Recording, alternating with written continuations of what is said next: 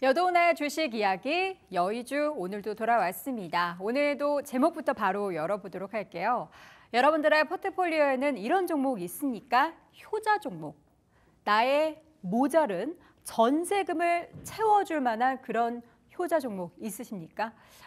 이런 종목이 포트폴리오에 딱 들어있으면은 요거 딱 내가 수익 실현해서 나의 전세금 모자란 부분을 탁 채워놓으면 얼마나 뿌듯하고 마음이 든든하겠습니까? 그래서 오늘은 그 효자 종목의 그 주인공은 누구인지, 어제는 저희가 이제 카카오 좀 슬픈 이야기를 했다면 오늘은 조금 더 미래지향적이고 밝은 이야기를 나눠보겠습니다. 다음 장 보시죠.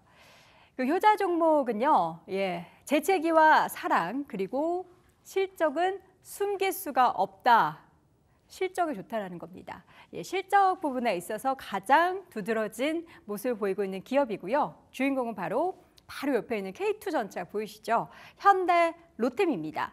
현대로템, 여러분들 어제 52주 신고가 기록한 거 알고 계십니까? 현대로템의 실적을 견인했던 가장 큰 1등 공신은 바로 이 K2 전차였습니다.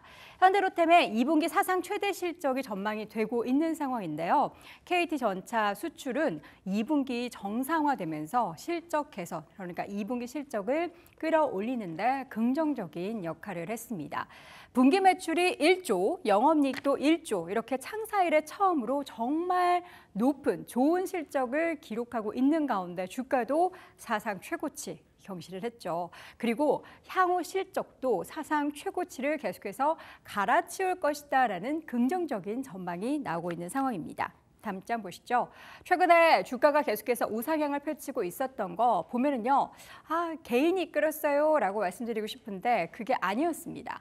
역시나 외국인과 기관의 잇따른 러브콜 그리고 개인 같은 경우에는 차익 실현을 하고 있다라는 건데요. 주가 연중으로 보도록 하겠습니다. 어제 종가 기준으로 연 YTD로 봤을 때 80% 가까운 놀라운 수익을 기록을 했고요.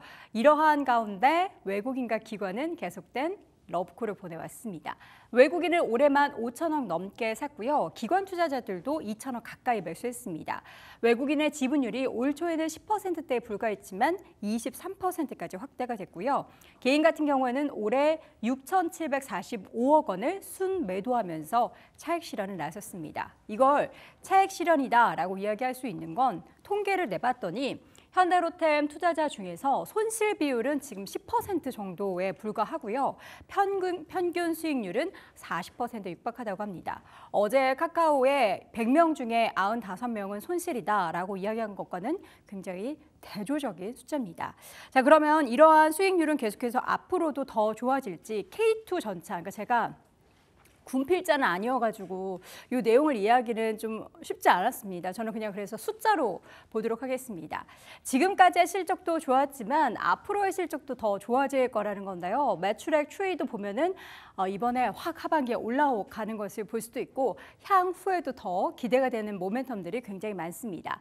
더해서 영업이익 같은 경우에도 최근 2024년에 그래프만 봐도 얼마나 급격하게 증가하고 있는지를 확인해 볼 수가 있겠죠. 2014년에 K2가 탄생을 했습니다. 그전에는 K1이 있었겠죠.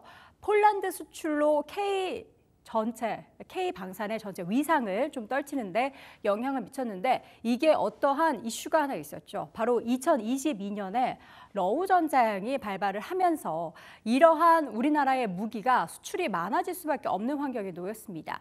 그러니까 그 러시아와 우크라이나에 인접한 유럽 국가들에 있어서 방위비를 계속해서 올리는, 그렇게 계속 돈을 쓰고 무기를 수입하는 그러한 모습들 사이에서 국경에 인접한 폴란드의 최신 전차 도입이 이어졌고요. 거기에서 이제 2022년 첫 계약 수출 이후에 이제 계속해서 수출은 확대되고 있습니다. 근데 전차에 대해서 무용론도 있다고 해요. 지금 뭐 하늘을 날아가고 뭐 AI 시스템 해가지고 뭐 폭탄 터뜨리고 하는데 이게 전차는 뭐죠? 땅에서 이렇게 뭉궁궁궁궁 하는 거잖아요. 제가 군필자가 아니라는 점 참고하시고 들어주세요. 그렇기 때문에 전차 그 폭탄 터뜨리면 그냥 다 날아가는 거 아니냐라고 제기하는 것도 있지만 중동 전장에서 보면은 전차의 중요성을 다시 한번 그래도 전차가 필요하다. 최첨단화된 전차는 필요하다라는 인식이 펼쳐지고 있습니다.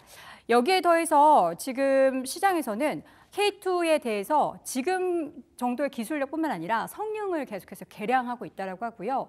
4차 산업혁명 시기에 걸맞게 인공지능 기술을 탑재하면서 소프트웨어적인 측면에 있어서도 계속된 발전이 되고 있다는 점도 참고해 보셔야겠습니다. 자, 그리고 우리가 방산 얘기만 하면 이거 방산 수출 줄어들면은 현대로템 모멘텀 꺾이는 거 아니야? 라고 생각하는데 현대로템에는 날개가 두 개입니다. 한쪽은 방산, 그리고 한쪽은 철도가 있는데요. 방산 쪽이 날개가 굉장히 커졌다면 이제 앞으로는 철도 쪽도 굉장히 커질 예정입니다. 방산만 있는 게 아니야, 철도도 있어라는 건데요. 현대로템의 부문별 수주 잔고 추이를 한번 보도록 하겠습니다. 레일 솔루션이라고 불리는 곳이 철도 쪽이고요. 디펜스 솔루션이라고 부르는 쪽이 방산 쪽입니다. 방산 쪽이 크다라고 하지만 실질적으로 매출 비중을 보고 수주 비중을 봐도 레일 솔루션 부분이 굉장히 더 크게 우위에 있다는 것을 볼 수 있는데요. 1분기 이러한 철도 관련한 수주액이 보니까 19조 원에 육박하고 있고요.